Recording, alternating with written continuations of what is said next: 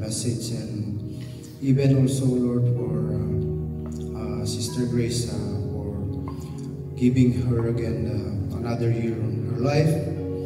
I pray, O Lord, that bless her all the time, O Lord, that give her the desire of her heart, O Lord, and whatever troubles that she has in her life, I pray, dear Father, that comfort her, show her mercy, O Lord, love and your faithfulness to her, O Lord, and even serving you, O Lord. Dear Father, I pray that as we part this place, I pray that may your blessing will be upon us, O Lord, and we pray that all the words that we heard today will be useful also in our lives, in our daily lives. And thank you so much, O Lord, and we are going to bring back all the highest praise and adoration in the mighty name of our Lord Jesus Christ. We pray, Amen. Amen. Amen. Na-bless po ba tayong lahat sa message ni Pastor this morning? Amen. So sana po yung message is hindi lang siya maging black and white sa atin, kundi atin siyang may apply sa araw-araw ng ating pamumuhay. So awitin po natin ang ating last song, Salamat. Amen.